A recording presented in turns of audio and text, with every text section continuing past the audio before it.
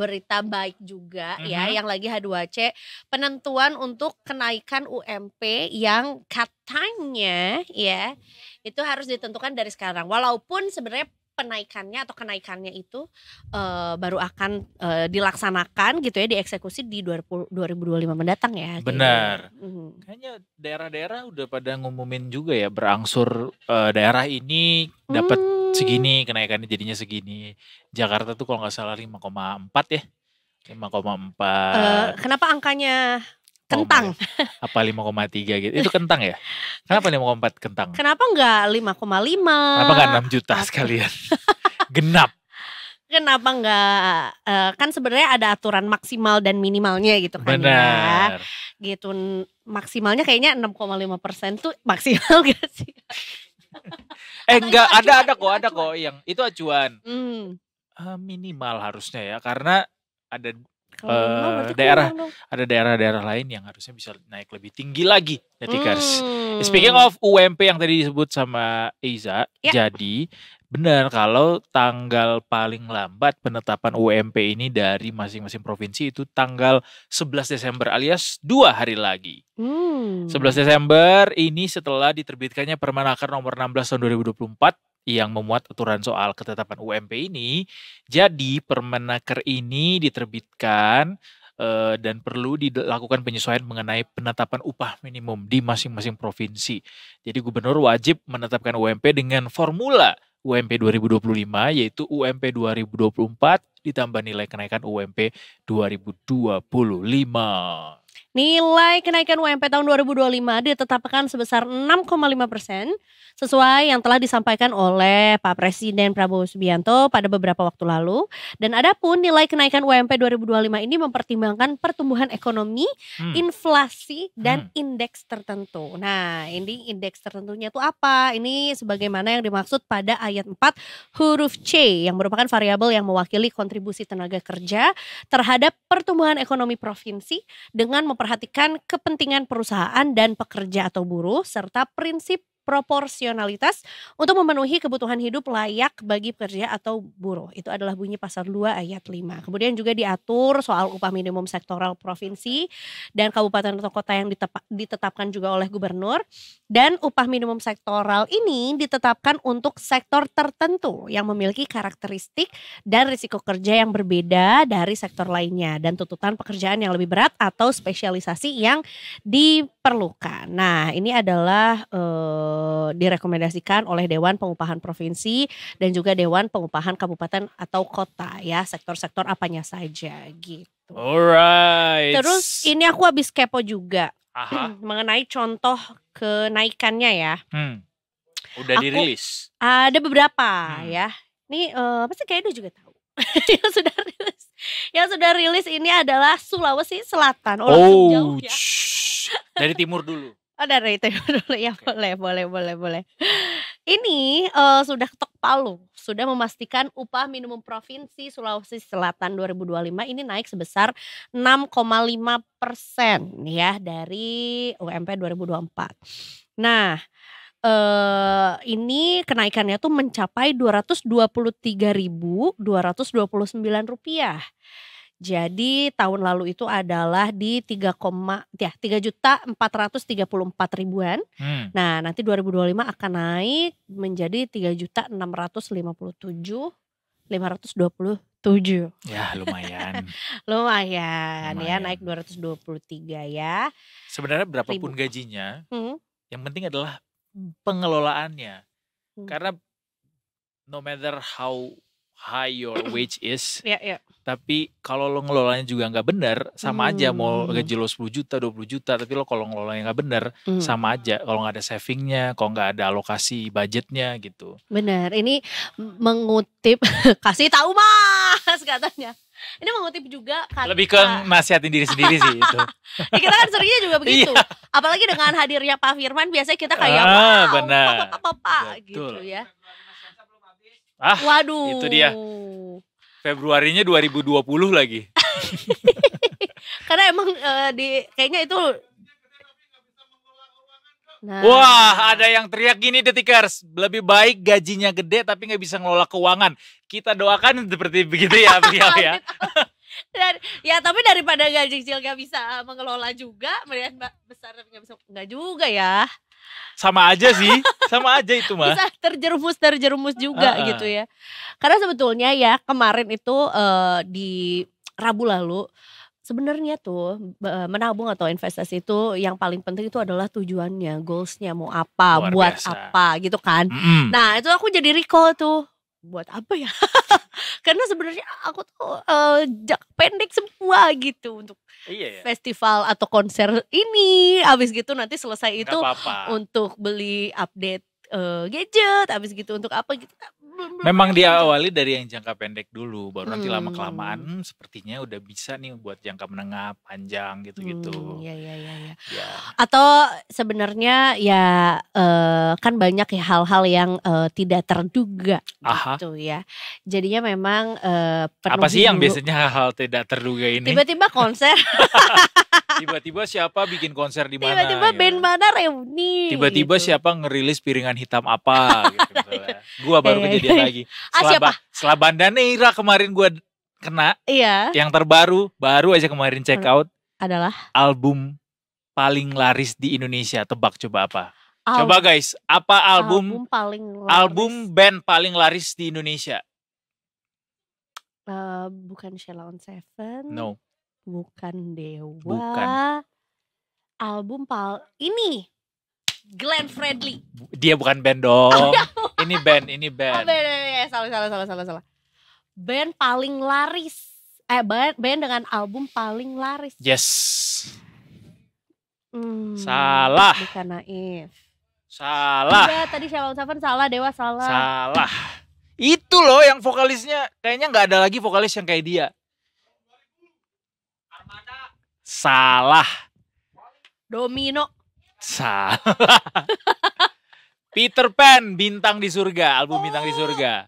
Kenapa rilis dia keluar dalam format piringan hitam. Oh wow, kenapa itu hilang dari radar ya? Karena hiatus itu adalah band, itu adalah album band paling laris sepanjang sejarah di Indonesia. 3,8 juta kalau nggak salah. Oh wow, yang Bintang di Surga. Bintang di Surga, album Bintang di Surga. Yang singlenya Ada Apa Denganmu. Ya, yang covernya tuh, yang covernya langit ada meteor jatuh itu kan? Enggak dong, dia di mobil, kaca spion mobil. Aku ingetnya ada Taman Langit. Taman Langit album pertama, ini album kedua. Wow, sebuah news. Apakah ini juga harus war juga kayak benernya? Masih ada kok, masih ada. Oh masih ada. Masih ada. Kemarin baru dibuka hari Minggu tapi masih ada ternyata. Berarti saya ikut war juga. Masih Musika tuh yang. Iya, benar. Gitu Detikers, jadi memang ada hal-hal yang di luar dari kemampuan kita ya atau bayangan kita, itu memang harus dimasukkan dalam kategori dana darurat sih. Oh wow, baru aku mau tanya, ini tuh kan sebenarnya kan sekarang udah aku tuh merasa terbantu dengan fitur bank-bank digital terutamanya yang bisa membagi-bagi kantong. Betul. Walaupun sebenarnya bank yang currently aku pakai itu kantongnya cuma 3, terus aku butuh kayak nggak bisa, harus 18. Banyak juga kantong lah. Ya tapi kan maksudnya ya untuk kayak bisa, ini dana darurat ya kan. Ini adalah tabungan besar atau jangka menengah. Ini adalah untuk yang berjalan tapi agak besar, kayak contohnya rent, because I pay my rent every 3 months. Bukan per bulan kan. Jadi angkanya lumayan tuh. Jadi aku taruh kantong itu. Nah, aku butuh kantong untuk kayak liburan, nonton konser, beli misalnya barang yang harus agak nabung tapi sebenarnya nggak besar-besar banget. Bisa gitu.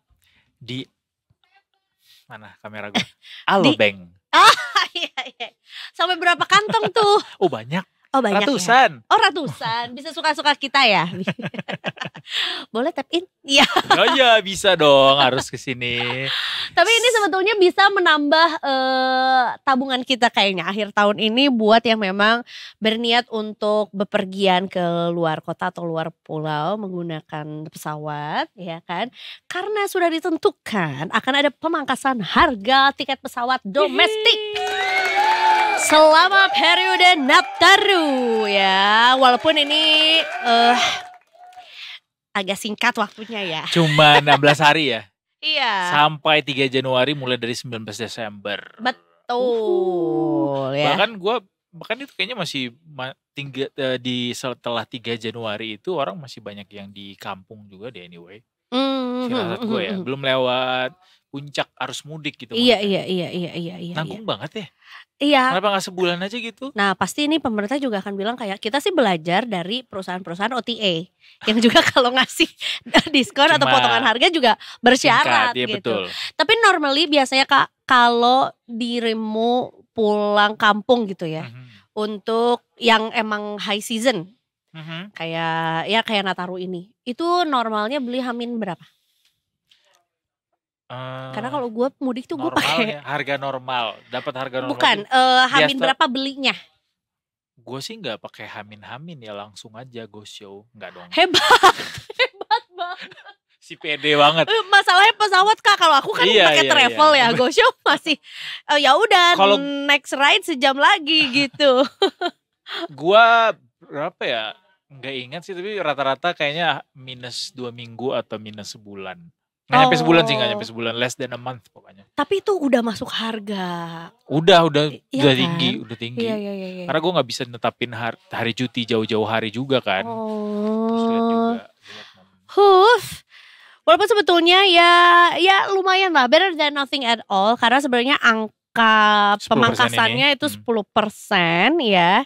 Dan ini ada beberapa maskapai yang juga setuju atau siap menurunkan harga tiket pesawatnya sesuai dengan arahan presiden kita juga. Contohnya adalah Pelita Air ya, yang juga sudah disampaikan oleh Presdir PT Pelita Air Service Pak Denny Kurniawan, yang pihaknya akan menurunkan harga tiket pesawat sesuai dengan periode yang sudah ditetapkan pemerintah. Dan sebetulnya ini juga siap karena memang anak usaha BUMN ya.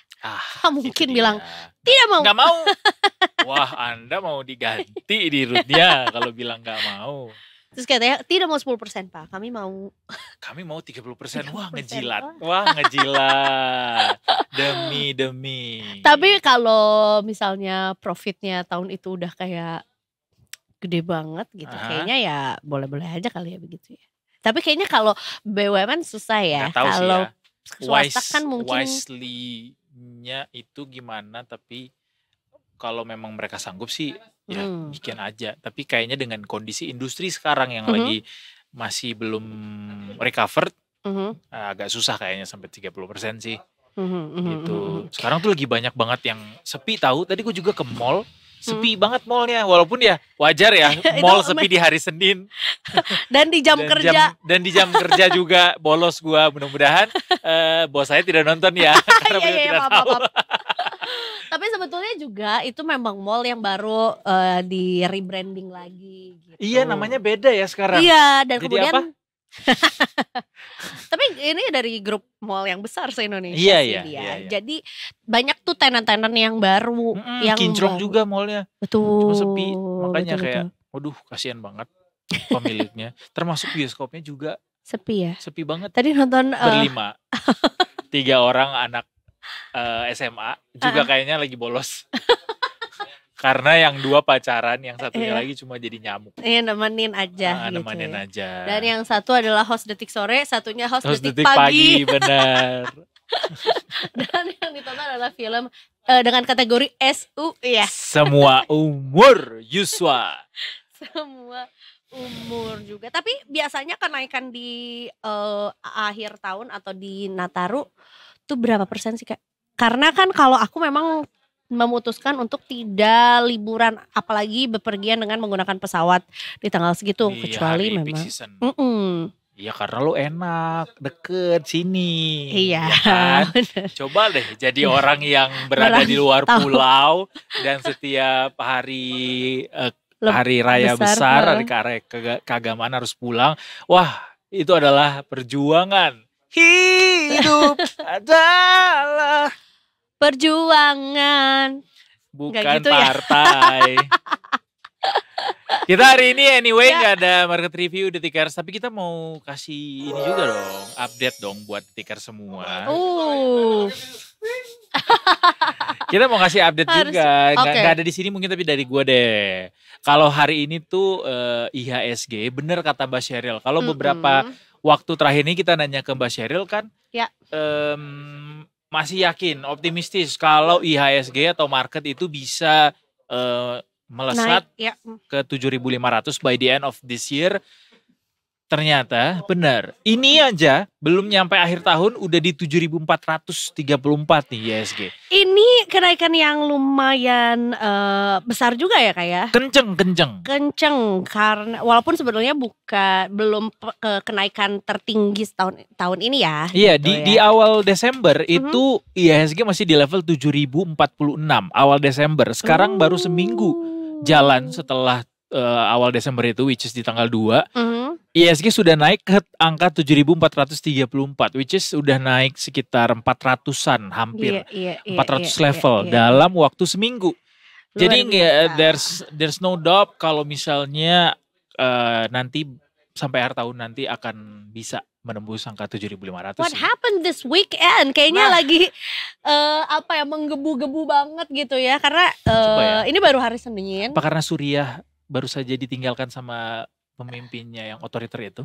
Surya tenggelam. Itu lagu adalah doa.